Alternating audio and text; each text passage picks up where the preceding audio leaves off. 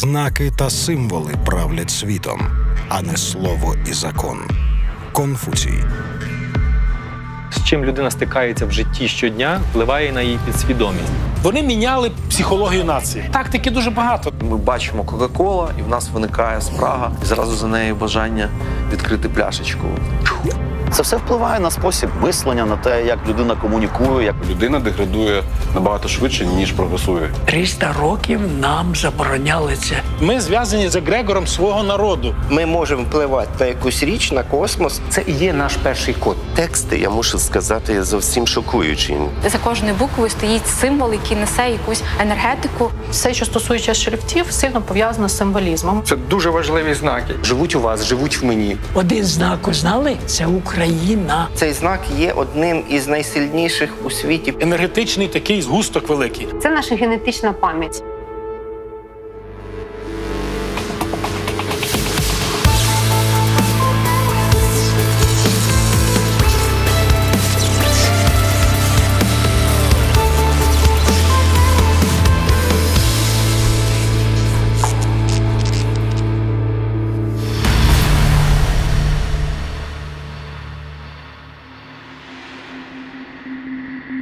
Кожної миті нас оточують мільярди символів. Логотипи, афіші, реклама, татуювання, зображення на екранах смартфонів. Шрифти і символи щільно увійшли в наше життя так, що ми вже не помічаємо їх. Усе це назавжди закарбується у вашій пам'яті. Чим ви керуєтесь в щоденному виборі? Що купити, вдягнути, з'їсти? Кому довіряти? Хто, що і як впливає на ваш вибір? Ви самі вирішуєте? Чи вирішують за вас? Людина, так як люба нація, має свої психологічні, фізичні, економічні рамки. Символи, вони определяють ті рамки. Якщо їх забрати, то людина вже стає біомасою, немає за що триматися. А тоді можна йому підсунути інші, які будуть працювати вже теж в ньому, але вже працювати будуть на іншу імперію, на іншу організацію, на іншу націю. Оце бажання знищить оті символи ваші і поставить, узаконить свою владу. При змінах концепції розвитку цивілізації завжди йде війна символів. То це як собаки мітять територію, от то саме.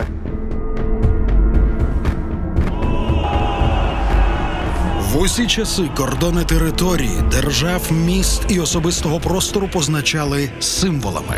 Символи ідентифікували, оберігали і захищали.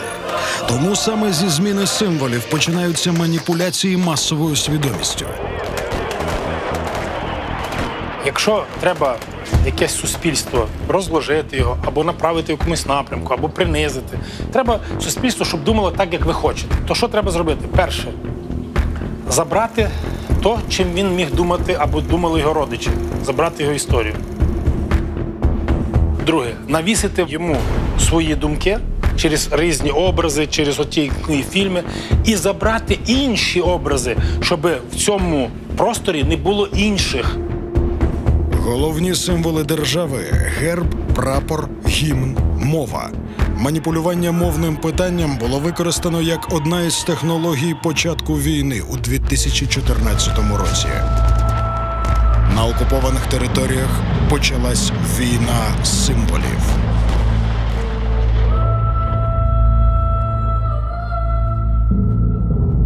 Коли ми розмовляємо українською мовою, то у нас вібрації одні. І ми зв'язані з егрегором свого народу, своєї нації. Тому що егрегор – це є енергетичний такий згусток великий. А якщо ми розмовляємо на іншій мові, то ми не можемо під'єднатися. Значить, ми не беремо енергію.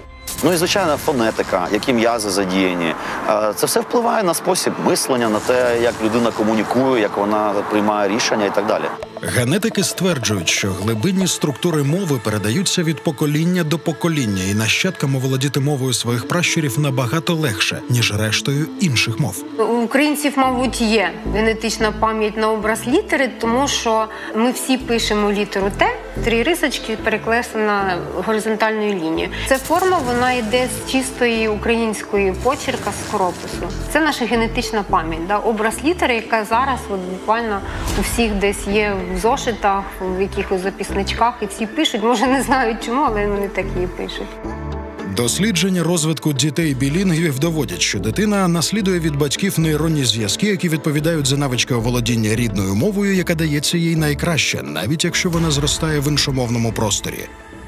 Ми маємо працювати, віддавати свої корисні копалини, віддавати свої території на те, щоб їх використовували ті, які нам наложили зверху оцей ковпак. Чому завойовники завжди перш за все прагнуть насадити власну символіку і тим самим знищити національну самоідентичність підкореного народу?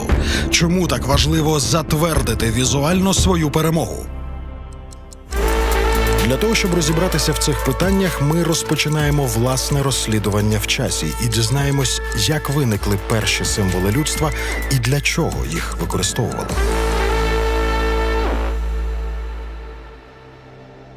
Достеменно невідомо, скільки тисячоліть людство населяє Землю, але відомо, що одночасно з появою перших людей з'являються і перші символи. Це була перша система комунікації, яка й відрізняла світ людей від світу тварин. Люди жили на різних континентах і частинах суші, вели різний спосіб життя і не спілкувалися між собою, але малювали однакові знаки і однаково їх сприймали, незалежно від раси, національності, віку та статі. У сучасному світі давні символи успішно використовують не тільки релігійні конфесії, політичні організації, але й великі корпорації. У світі, де дуже багато пропозицій, де дуже багато продавців. В цьому світі вже немає цінності багатьох продуктів як таких, тому що вони однакові. Однакові взуття, однакові штани, однакові сорочки. Вирізняють їх надбудови, емоційні надбудови. Це працює і на глобальному рівні, на рівні країн і націй. Символи, зображені на гербах та прапорах, стають емоційними гачками колективної пам'яті.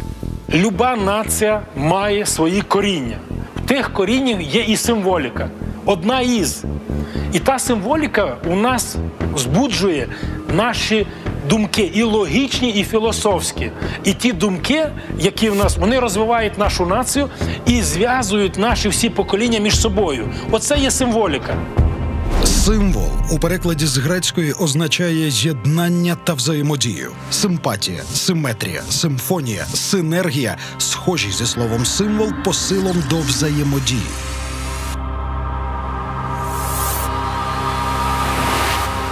Одна з місій символів – передача від поколінь до поколінь закодованої інформації про будову Всесвіту. Симвільна магія чи імітативна передбачала, що ми можемо впливати на якусь річ, на космос, тільки тоді, коли в нас в руках мікрокосмос, абсолютно точний. Тобто писанка, на ній намальований підземний, земний, небесний світ.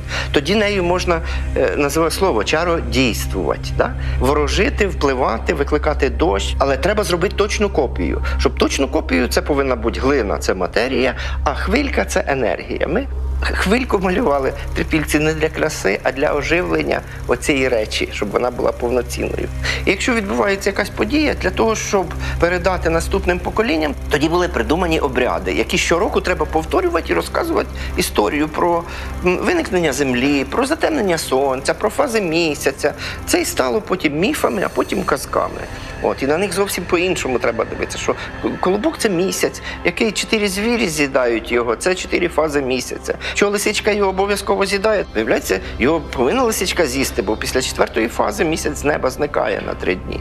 І знову повторюється, через 3 дні на небі з'являється.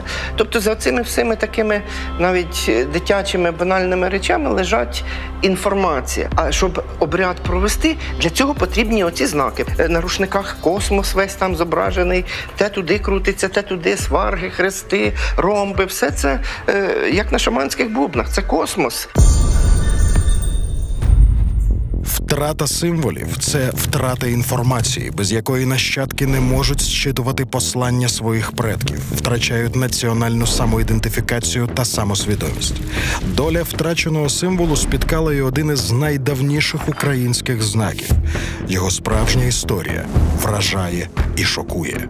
Тризуб з'являється у трипіллі у двох варіантах, як зліплені дві фігури, чоловіча і жіноча, з піднятими руками, що верх – це матерія, а низ – це дух, енергія, релігія. Ми її знаємо, як інь-янь називаємо по-китайськи. Це є ідея, яка засвідчує, що все в світі складається з матерії, символом якої є та богиня-мати з піднятими руками, і енергія, яка оживлює. Під час хрещення Русі князь Володимир Великий на знак відмови від язичницьких символів замінив нижню частину давнього символу на хрест. Нова держава потребувала нової інформації про себе.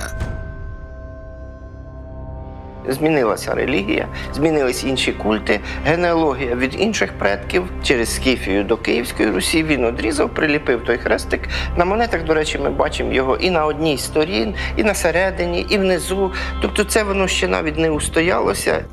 Деякі історики вважають, що Володимир мав амбіції закодувати в новий символ держави таємне послання, яке означало «Володимир на столі», тобто «Володимир на престолі». Так, хреститель Київської Русі переосмислив верхню частину древнього трипільського знаку єдності матерії і духа. І сьогодні, коли постає питання, що а де ж нижня половина цього знака, то відповідь дуже проста. Герб Криму, якраз там нижня частина є, яка має воз'єднатися, тому що оцей знак, двосторонній тризуб, він на нашій території присутній вже 7 тисяч років. Трипільський символ єдності енергії був присутній у геральдичних елементах Русі та Кримського ханства. Але в своєму цілісному вигляді він не зник. Ми і досі користуємося ним кожного дня. Саме цей знак у епоху Київської Русі, він ще сховався у літеру «Ж». Це той самий двосторонній тризуб. Він означає букву «Ж», життя. Оце є універсальна формула космосу. Впродовж усіх часів літери лишаються найуживанішими символами людства. Вони передають інформацію про народи, історію, традиції. Але вони є не лише графічними символами позначення звуків. При погляді на літери ми несвідомо зчитуємо їхній таємний код. Припустимо, людина опиниться у незнайомому місті із зав'язаними очима. Вистачить відкрити очі всього на кілька секунд, і країна перебування перестане бути таємницею. Перше, що нас зустрічає, це шрифт. Написи на ларьках, на вокзалі, там, скажімо, на магазинах, в книжках. І ми попадаємо в іншу атмосферу, і це показує нам, що це інша держава. Абетка – це є ознака суверенності держави. Це обличчя. Вражаючий факт полягає в тому, що навіть якщо мова нам невідома, наш мозок за одним тільки виглядом літер може ідентифікувати її приналежність до мовної групи, країни та національності, яка користується цією абеткою. Навіть стилізація літер спрацьовує як індикатор іншої мови. А тепер проекспериментуйте. Заплющте очі та спробуйте згадати, яка на вигляд українська мова. І ви не відрізните, скажімо, російські, білоруські і українські тексти, якщо одну і ту ж тему надрукувати і поставити їх поруч, то з першого погляду ви не скажете, де яка мова.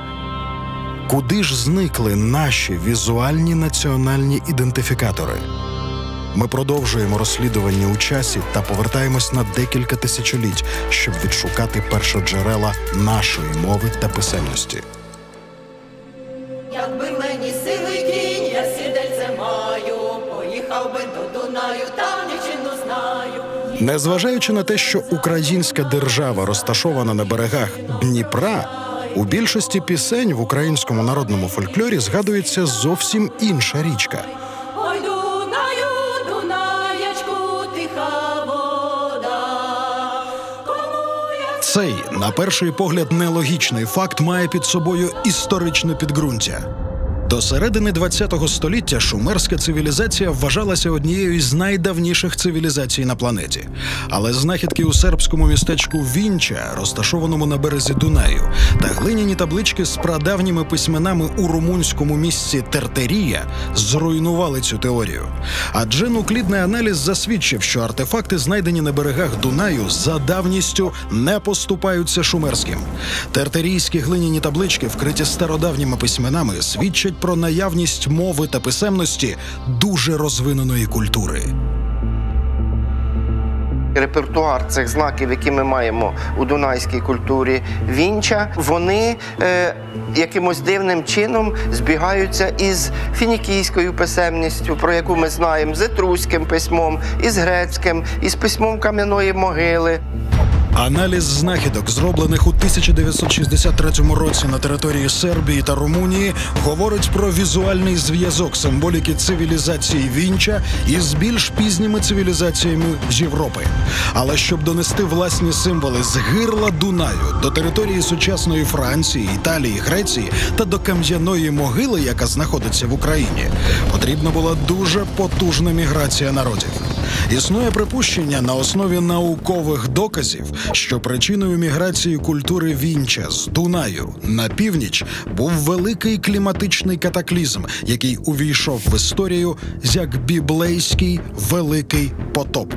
Рівень відкладень деяких речовин на морському дні та на раковинах молюсків свідчить про те, що 7000 років тому Чорне море було великим прісним озером. Унаслідок потужного землетрусу доби неоліту утворюється розлом земної поверхні, який зараз позначено на картах як протока Босфор. Зникнення слідів цивілізації Вінча з гирла Дунаю дивним чином співпадає з виникненням на Криті крито-мікенської цивілізації, з початком цивілізації етрусків біля кордонів сучасного Рима та з першими поселеннями доби раннього трипілля в Україні. Тобто це є підтвердженням спільності оцієї. Потім всі боги, оці Аполлон, Артеміда, Деметра, Зевс, греки не вважали їх місцевими своїми богами, а ті, які прийшли з півночі. Аполлон же щороку на північ додому ходив. Куди? Деметра, оцей культ пшениці, колоски, це саме таїнство вважалось в Елевсіні. Тобто, а це землеробська богиня конкретна. Аполлон і Артеміда. Аполлон у нас Купала, у них Аполло, у етрусків Купавон, у аріїв Гопала. Гопала, Купала, Опала, Купавон, Аполлон. Одне й те саме божество, один той самий праздник. Але це не грецький бог. Тобто вони його чужаком вважали. Єдність грецької, етруської та трипільської цивілізації можна простежити не тільки у схожості їхніх міфів, але й в подібності писемності цих культур, які перебували на великій відстані одна від одної.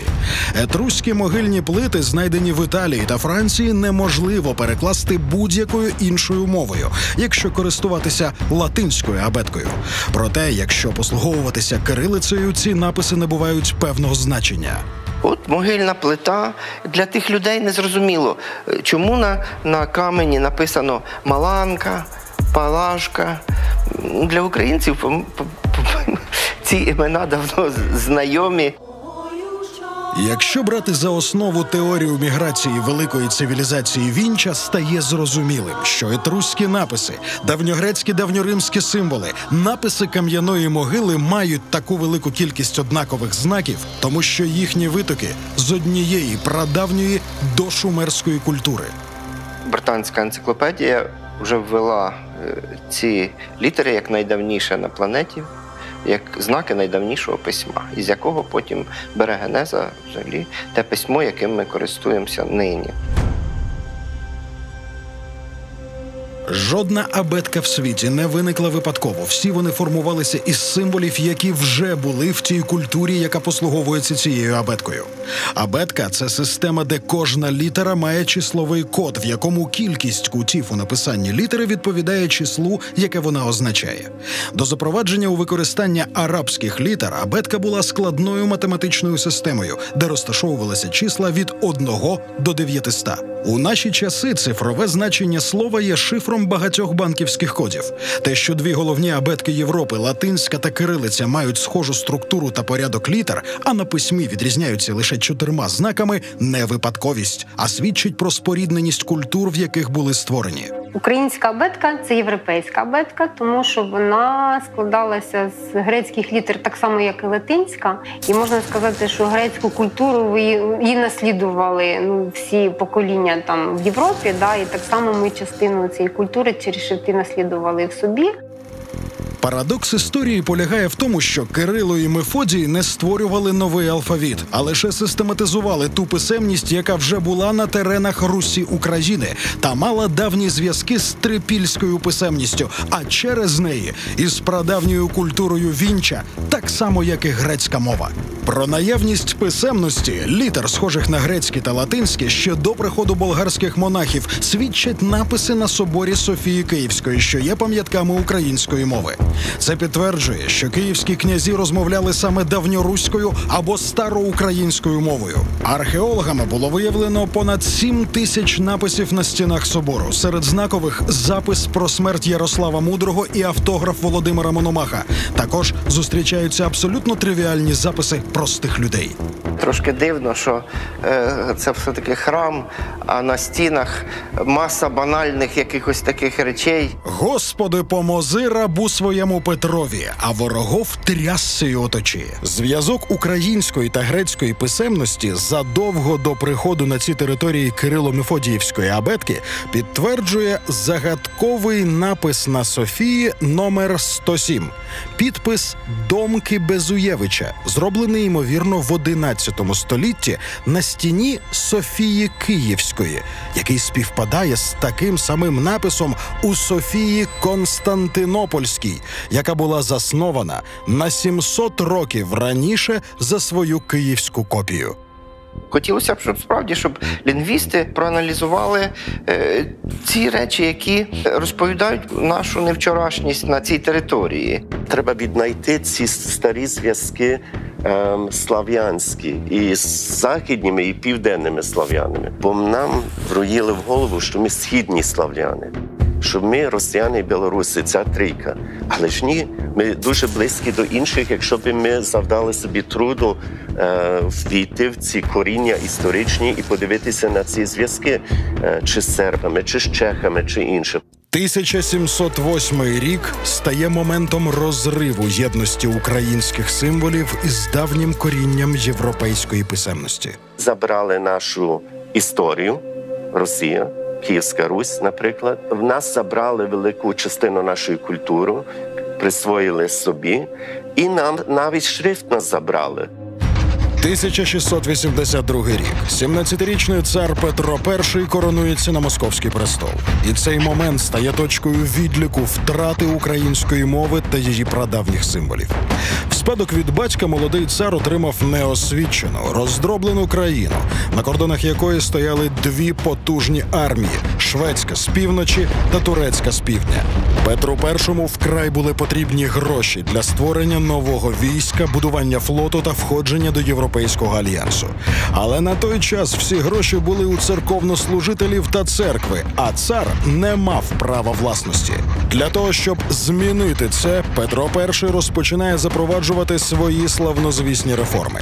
Одразу після військової та економічної розпочалася реформа мови, яка мала дві мети – створення єдиного шрифту для друкарського станка, щоб друкувати книги з математики, геометрії, стратегії, потрібні для освіти офіцерів та інженерів. Другою метою було створення єдиної абетки для написання книг. Але в Московському царстві на той час не було єдиної абетки, яку можна було б взяти за основу. Московські літописи писались від руки церковним уставом, полууставом та уйгурицею, варіантом писемності удмуртських народів. У пошуках основи для єдиної абетки Петрові І пропонують звернути увагу на південнослов'янську писемність – кирилицю, якою користується Київ. Кирилиця, яка виникла після указу Петра І, який просто вирішив прорубати вікно в Європу і створив свою так звану гражданську форму, вона відкинула ті всі традиційні речі, які для нас мали значення. З київської кирилиці було видалено 50% голосних літер, 9 із 19. Для мелодійної української мови, в якій багато голосних сполучень, це була катастрофа. Є ці листки, де він повикреслював ті літери, яких в російській мові на той час не було. За офіційною версією, викреслили лише ті літери, які вже не промовлялись вголос, залишаючись тільки знаками на письмі, або ті, що дублювали значення одна одної. Однією зі справжніх причин було те, що переважна кількість зайвих літер були вживаними в словах, пов'язаних з церковними таїнствами – Євангелія, Євхаристія, Мірро. Так імператор всіма способами принижує владу церкви і збільшує своє право на володіння церковними грошима, які були йому потрібні для створення нової армії. Ця абетка робилась для російської мови. Тому цей самий коронований кат України, як кажуть Петро І, він зробив для російської мови. Петру була потрібна нова візуальна культура, яка б показала, що Росія йде до зближення з латинським європейським світом. Він запрошує німецьких істориків Шпецера та Байера, які вигадують нову історію Росії до петрівських часів. Вилучаються свідчення про походження переробленої абетки. Українську мову починають називати наречієм. Проте імператор на цьому не зупиняється.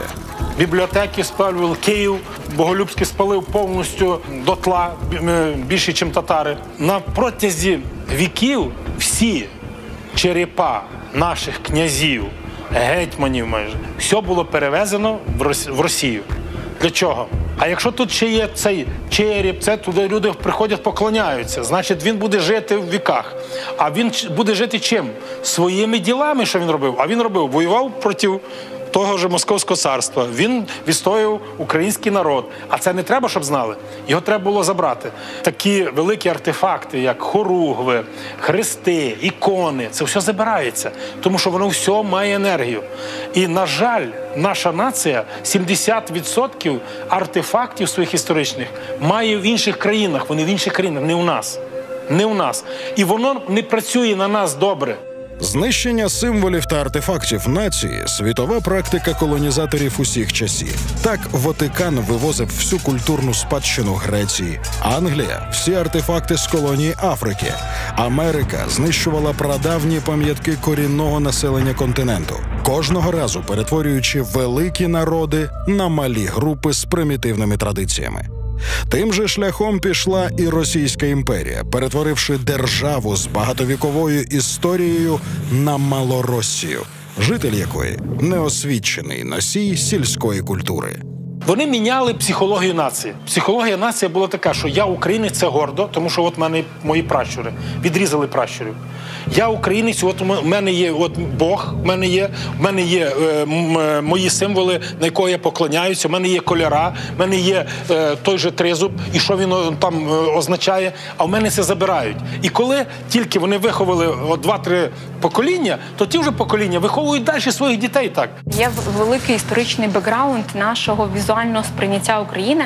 Це підручники, за якими ми вчилися, це програми, за якими ми вчилися. То є вінок, є шаровари, є поли, є лани. Гетьманщина – держава-спадкоємиця могутньої Київської Русі, міста якої були центрами духовної, матеріальної культури і передових демократичних традицій, надовго втратила не лише незалежність, а й національні коди. Стародавні українські символи матимуть шанс повернутися знову лише через 300 років. А ми тою червоною калину підіймемо, а ми тою славну Україну розвеселимо. На початку ХХ століття відбувається спроба відновити незалежну Україну. Грушевський повертає на вулиці Києва державні символи – жовто-блакитні кольори та тризуб Володимира Великого в якості гербу. Наступним кроком було повернення мови та її вигляду. Гражданський шрифт Петра І, що панував до цього в видавничій справі та на вулицях міст, на деякий час заборонено. Видатний український художник-графік Георгій Нарбут розпочинає розробку та введення нового шрифту – нарбутівки. У 1917 році з друку виходить 15 аркушів нової української абетки. Але на початку ХХ століття повернені старі символи не змогли отримати перемогу у битві з новими знаками наступаючої радянської епохи. Символи СРСР були підкріплені набагато більшою кількістю енергії. Локальні національні символи знову під забороною, а на більшій частині континенту з'являється радянська символіка, яка буде панувати майже 80 років. Коли робили українсько-російський словник, то була спеціальна вказівка ЦК там підбирати з української мови такі слова, які ближче до російської. Для того, щоб сказати, що українська мова пішла від російської мови, це є діалект російської, зіпсований польською мовою. Я служив в радянській армії, дослужився до великих чинів навіть. Я в таких підрозділах служив, то мав змогу доступу до інформації, яка такий пересічний громадянин не міг знати. Я бачив, яка несправедливість творилася не тільки з нашим народом, а з усіма народами, які були в Радянському Союзі. Як це планомірно все робилося. Стратегія була одна – не знати своїх корінь. Все. А вже тактики дуже багато. Не знати своїх героїв. Наприклад, якщо навіть беремо великі російські адмірали, але вони етнічні українці, ну ніхто, вони ж не казали, що адмірал Нахімов – це Нахименко з Херсона, адмірал Макаров – Макаренко з Миколаєва. Вони це не кажуть. Хто хоче поработати? Я! Подождите. В знайомих з дитинства кадрах радянських фільмів «Операція І» та інші пригоди Шуріка або «Вечори на хуторі поблизу Диканьки» неодмінно присутній смішний, дурнуватий хохол в вишиванці. Огласите весь список, пожалуйста. Кінематограф. Нова технологія ХХ століття надавала можливість більш швидкому проникненню ідей та символів в підсвідомість людей, порівняно з технологіями попередніх віків, книгами та театральними виставами. Радянська влада найпершою скористалася цим інструментом. Міністр пропаганди Третього рейха Геббельс ставив собі за мету створювати пропагандистські німецькі фільми за зразками радянських. На зустрічі з німецькими кінематографістами він після перегляду стрічки «Броненосець Потьомкін» сказав: «Навіть найгірші ідеї можуть пропагуватися художніми засобами. За допомогою кінематографу візуальна та ідейна підміна цінностей відбувалась майже миттєво». Вони зроблять образ із Середньої Азії, що вони там убійці басмачі і що вони тупі. На українців, що вони такі, моя хата з краю, вони тільки вареники, сало, отакий образ. І вони тепер в фільмах, плакатах, в книжках, у віршах це дають. А що не так, то вони то убирають. Білоруський блогер Максим Мірович, що дослідив образ українця в радянському кіно, пише: «Сформувався і сцементувався сталінський образ дружнього хохла». Галю, візьми графін великий, бо в нас розговор буде довгий. Пухкого та дурнуватого сільського жителя із смішним прізвищем, абсолютно аполітичного любителя вареників, безхарактерного, без сталих поглядів. Хіба я не сознательний? Але хай мене часник не тягне до комунізму, мені і в соціалізмі добре. Ні, а ти куди, Хвилиманна? Ви знаєте, папаша, я ж політики не люблю. Ми люди тихі, це діло не нашого розуму. Золото, а не чоловік. Переважно такі громадяни пережили сталінські репресії та депортації і почали символізувати обличчя України у колі радянських республік. Цей товстий та незграбний хохол не мав ані волі, ані свого власного голосу і був готовий у будь-який час підкоритись новій владі. Начальник! Власть міняється! Підміну образу українця легко простежити ще в одному улюбленому з дитинства фільмі «Весілля в Малинівці». Усіх персонажів фільму зображено з позиції Кремля, місцевого отамана Грицька ватажком банди нахабних покидьків, а червоноармійців навпаки, молодими, гарними, їхнього вусатого батька-командира, символічно схожого на батька народів, товариша Сталіна. І, звісно ж, симпатії місцевих жителів будуть на боці окупантів. Те, що після співаків і танцюристів у села прийдуть трійки НКВД і зовсім скоро почнеться голодомор та вислання українців до ГУЛАГу, у фільмі не сказано жодного слова. За страшною іронією долі, реальне село Малинівка знаходиться у Харківській області. У 1933 році воно найсильніше постраждало від голоду, організованого радянською владою. Є держава, потім раз знищується, раз знищується. І знову ж ми тіряємо ті коріння. А якщо ми не знаємо, хто ми такі, то на нас може навішати, що хочете. І 450 років нам оділи окуляри Москви, і ми бачили всю історію через окуляри Москви. Втім, наші національні коди не змогли знищити, і вони дійшли до нас, збереглися в часи заборон. Як правило, ці всі знаки можна простежити. Коли змінюється оця картинка, символи ховаються в орнаменти, в плитки, в різьбу, у вишивку, у книги. Феномен культури полягає в тому, що саме мистецтво кіно, театру, літератури є першою зброєю, з допомогою якої змінюють національну свідомість цілих народів. Але в той самий час саме в мистецтві заборонені символи, знаки та образи ховаються та зберігаються протягом багатьох віків. Саме митці стараються зашити свої коди, зашити в якісь речі, які, здається, і влада не розуміє. В радянський час шістдесятники наші творили такі дива, але вони розуміли, що за слово, за жест, за витівку, що це був розстріл. Переховуючись в народному фольклорі та витворах мистецтва, символи чекали можливості повернутися. І така нагода видалася наприкінці ХХ століття, коли влада, панувавших майже 80 років радянських символів, ослабла разом з вірою народу в їхню силу.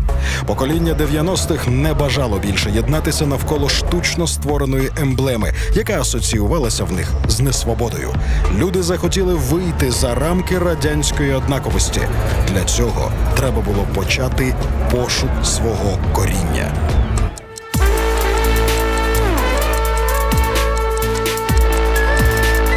– 1991 рік.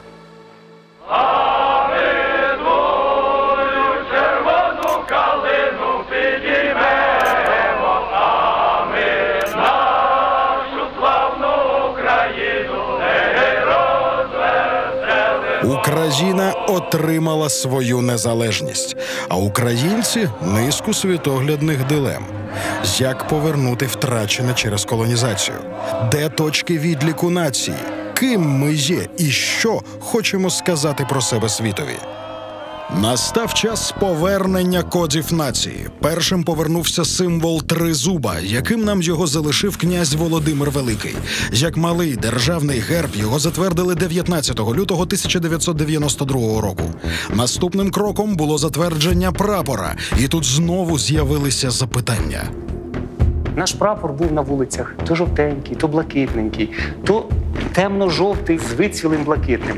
Хто які кольори брав, шивав два полотна, і от ми могли йти по вулиці на День Незалежності, і в нас майоріли всі прапори, але тільки не синьо-жовті, але тільки не однакові. Коли постало питання, чому так? Чому бренди можуть працювати з кольором і мати уніфікацію? Чому країна до цього не доросла? У Конституції написано «Прапор України рівно великий, синя і жовта полоса». На день прапора ми встановили прапор в усіх обласних центрах. Але для того, щоб цей прапор став знаковий, треба було його встановити на Говерлі. І спрацювало. Тепер ми маємо такий прапор. Встановлення державного прапору з уніфікованими кольорами саме на найвищій точці країни стало символом його остаточного повернення. Після прийняття двох потужних символів державності – герба та прапора – настав час повернення третього символу самоідентифікації нації – її мови. Але через розрив зі своїм давнім корінням її справжній вигляд та звучання було втрачено. Постало питання – що допоможе відродити мову, окрім її усних носіїв? Шрифт, який має традиційну основу, він би став одним із символів держави разом з гербом, з прапором і багатьма речами, якими люди гордяться. Шрифт та літери є візуальним контейнером мови. Український шрифт зазнав втрат під час панування Московського царства та радянської влади. Зараз, після майже 30 років незалежності, Україна має всі можливості перевдягнути українську мову в її історичні форми. Створенням нового українського шрифту на основі написів Кам'яної могили та дотрипільської культури Вінча займається видатний український каліграф Василь Чебаник. Він назвав цей шрифт «Рутенія». Це, як, знаєте, щось загубиш, тож яка перша думка? Пройтись тим шляхом, де ти був на початку, де ти сидів, де ти пройшов, може по дорозі це знайдеться. І нам треба знову-таки повернутися туди, до перших джерел. І оці джерела, я ж кажу, вони засновані ще в кам'яних могилах. Там, на цих каміннях видрипувані і буква К, і буква Ж, і буква Д, там, і всі інші. Наші абетці рутенні 1000 років. Я просто повертаю ці слав'янські знаки, і їх осучаснюю оцими елементами. Ідея повернути українській абетці її історичний вигляд народилась у Василя Яковича під час зустрічі з видатним німецьким каліграфом. Ми попали до ректора Лейпцизької вищої школи графіки Альберта Капра. І коли він дізнався, що я з Києва, так каже, а чого ви не розвиваєте свою абетку? І воно мені сюди попало, я тоді не міг на нього дати відповідь. А через багато років до мене в руки попала книжка Карла Фаулмана, німецького ученого, «Абетка всіх народів, всіх віків». І там я на розвороті побачив рутенніший шрифт, оця так звана кирилиця, да? І русіший шрифт, той шрифт, яким ми користуємося. Майстер почав працювати над тим, щоб змінити форму написання українських літер так, щоб з першого погляду на рядки було зрозуміло. Перед вами текст, написаний саме українською мовою. У 2005 році до пана Чебаника по допомогу звернувся голова Комітету Верховної Ради з питань науки і освіти Ігор Юхновський. Українську мову не приймають Microsoft. Да, тому що вона користується не своєю абеткою. Там, за кордоном, Microsoft бачить, що це російський шрифт. А всяка мова, яка користується не своєю національною абеткою, стає діалектом. І діалект не може бути об'єктом інтернету.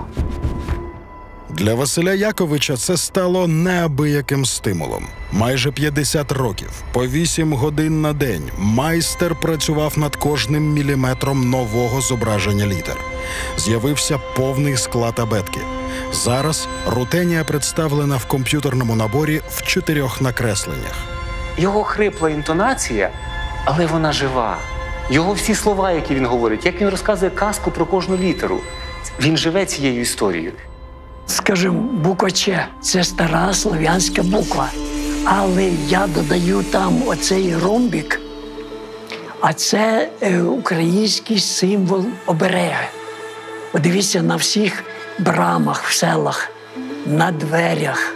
За тим знаком інша територія. Я її сюди кладу в букву Ч, і вона перетворюється як людина, яка молиться. Знаки подібні вже були в слав'янській писемності. Скажімо, буква О з цим ромбом. То це як символ сонця, символ Бога.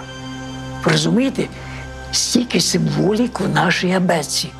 У шрифті «Рутенія» історичний вигляд українських літер поєднався з формами та лініями давніх символів, що несли в собі закодовані послання наших пращурів. Василь Чебаник на рівні шрифту відтворив зв'язок поколінь зі своїми енергіями. Рутенія якраз і є тим шрифтом, який абсолютно відповідає сприйняттю української естетики. Моя місія – змінити це. Це настільки така захмарна мрія. Ну, можливо, це колись відбудеться, якщо люди зрозуміють, що нам треба змінити обличчя держави. А обличчя держави творить шрифт. І обличчя мови. Уявіть собі, що сьогодні уряд чи хто там вирішив зобразити українську мову рутенією. Це бомба.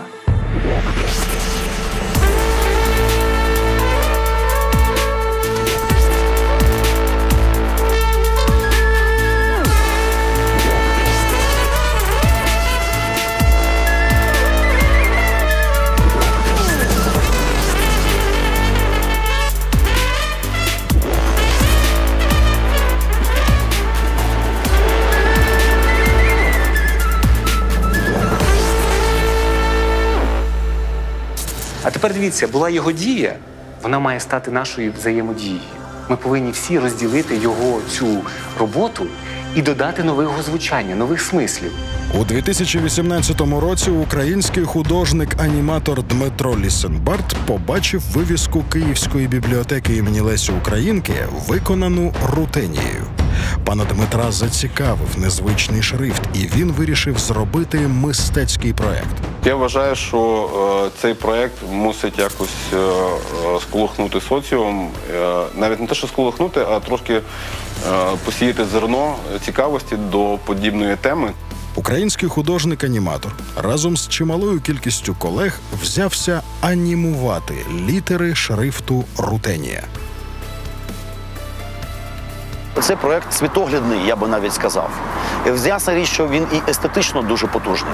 Але мене зацікавила сама ідея, що Україна могла би мати свій власний шрифт на кириличній основі, але зі своїми якимись такими цікавими ноу-хау, які спираються і на якісь такі старожитні міфологеми дуже цікаві. Провідне українське видавництво дитячої літератури «Абаба Галамага» першими почали використовувати шрифт рутенія у своїх книжках та ілюстраціях.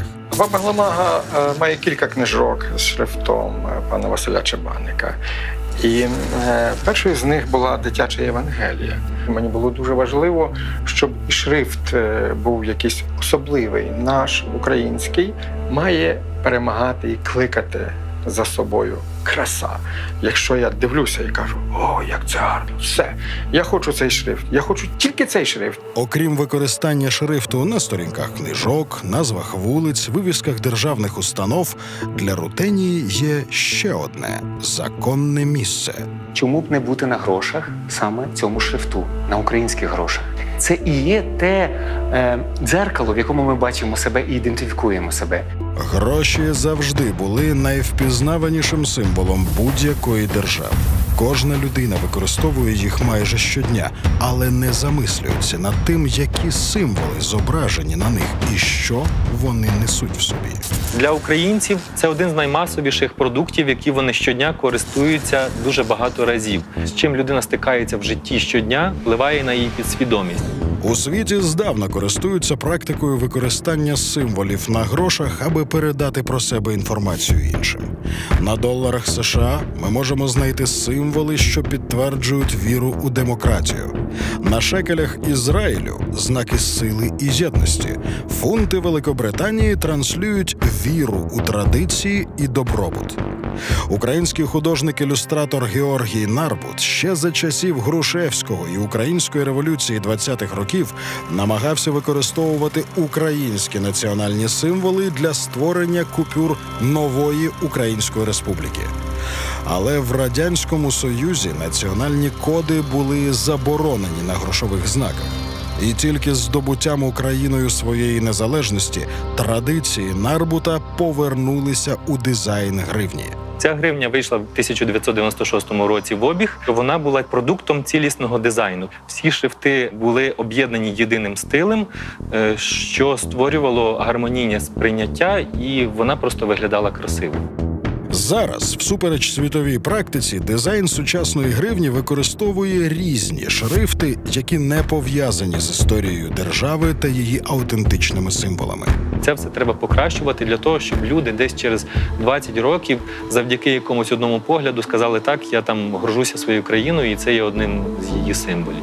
За допомогою рутенії це можна зробити, якщо ми її зафіксуємо на державному рівні як державний шрифт, працювати з графіті, працювати з соціальними мережами, зробити це дуже фаново, по-сучасному, для того, щоб і молодь, і дорослі могли це сприйняти, сказати, так, це моє, це дуже круто. Щоб нас татуювальники набивали написи рутенією, я б з задоволенням сама б набила собі. Інтеграція національних символів в повсякденне життя громадян – поширений світовий тренд сучасності. Коли я працюю в Германії, приходять люди, клієнти і просять мене набити напис. Звісно, це написи частіше німецькою мовою, чітким таким готичним шрифтом. В Ізраїлі, звісно, люди роблять написи на івриті. А от коли приходять клієнти в Україні, всі роблять або англійською мовою, або на латині. Але дуже мало людей роблять якісь наші поговорки, наші прислів'я. І стає питання, чому? Дуже багато виробників навіть не називали свої бренди українським ім'ям. Ми мали англомовні або франко-германські назви брендів. Нам було соромно називати себе українцями, що це зроблено в Україні, але це помінялося з Революції Гідності. 2014 рік стає поворотним пунктом новітньої історії країни, коли використання символів та кодів своєї чи іншої нації стає питанням, яке поділяє країну. Україна в світі постає як така періодично бунтуюча нація, яка може довгий час збиратися з силою, а тоді там в кілька місяців просто повністю змінювати хід історії.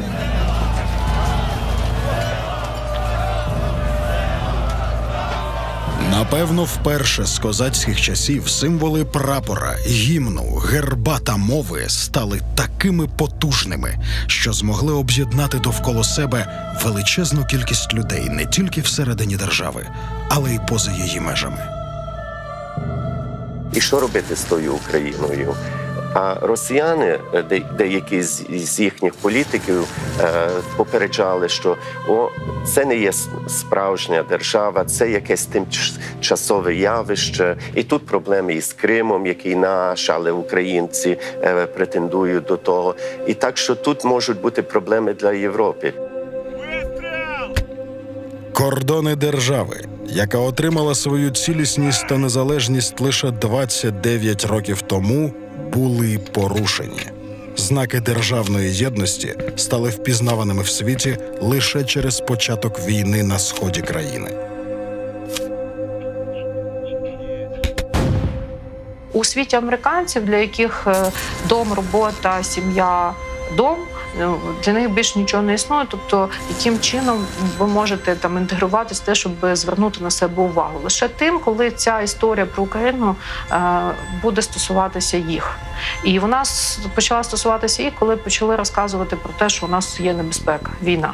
Так ми з'явилися там в інтересах американців. То чим далі ми до Америки, тобто тим менше розумілось до війни, особливо, що Росія і Україна – це різні країни. Разом з реальною війною розпочалася інформаційна. Нові технології комунікації на той момент не були добре опановані ані суспільством, ані державою.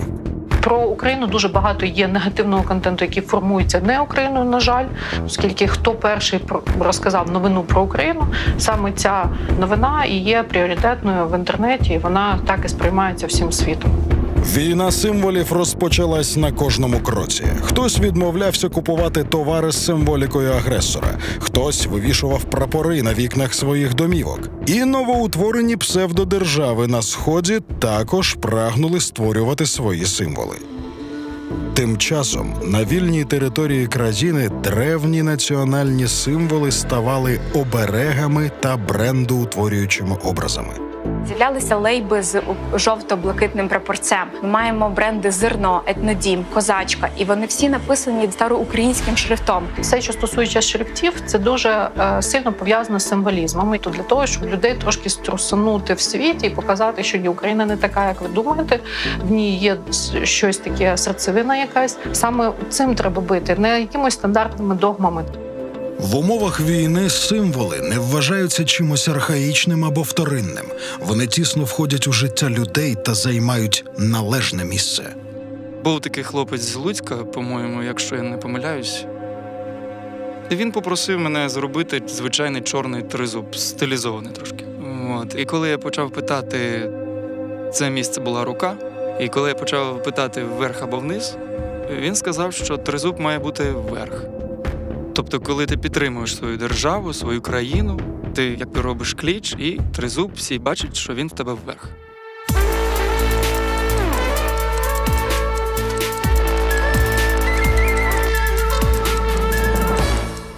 У 2020 році питання символів постає знову, але питання вибору символів не нове для країни. Не все одно, хто як говорить, яким богам молиться, які книги читає. Не все одно, якими іменами названі вулиці наших міст. Не все одно, як це часто доводиться чути, кого ми вчимо у школі. Ні, це не все одно. А коли все одно, то це значить, що все одно для вас, хто ми самі. Це значить, що ми не народ, не якась спільна, історична, збірна сила, а невиразна юрба. Сіра маса, вічно принижена без всяких ідеалів чернь. Український журналіст та прозаїк Улас Самчук. Зараз ці слова знову набули актуальності. Час не чекає на нікого, Європа біжить вперед. І Україна, якщо вона не візьме себе в руки, керівництво, але і народ, ми будемо далі залишатися позаду. І через 2-3 роки ніхто не захоче симпатизувати, санкції утримувати проти нашого агресора, проти нас і так далі. Скажуть, ми мали свій шанс. Ми дуже далеко вже просунулися, але ми цього часто не бачимо, бо ми такі плакальні люди. Якщо зараз ми з вами виключимо тут світло, тут таке яскраве світло, ми його виключимо, стане темно. І ми будемо кричати «темно, темно, темно», світліше не стане. А якщо я запалю одну свічечку, ви одну свічечку, і воно стане світліше, так от треба запалити кожному, хоч по одній свічці, хто може більше, 10 свічок, і вона стане світліше. Треба вкладати більше грошей, тому щоб люди почали ходити на виставки, почали ходити на концерти, бо не може людина постійно ходити кожен день з роботи додому на роботу і так далі. Бо небажання щось робити, це от утворюються спальні райони, де після заводу відкорковується пиво і футбольчик. Багато можливостей, знову ж таки, працювати поза Україною. Я і там працювала, в принципі. Я повернулася, тому що я вважаю, що зараз для України дуже складний період. Україна стане сильнішою саме тоді, коли конкуренти зрозуміють, що треба не конкурувати, а шукати не те, що нас роз'єднує, а те, що нас об'єднує. Такого аналогу в світі немає. Продукт у нас крутий. У нас насправді культурний ренесанс.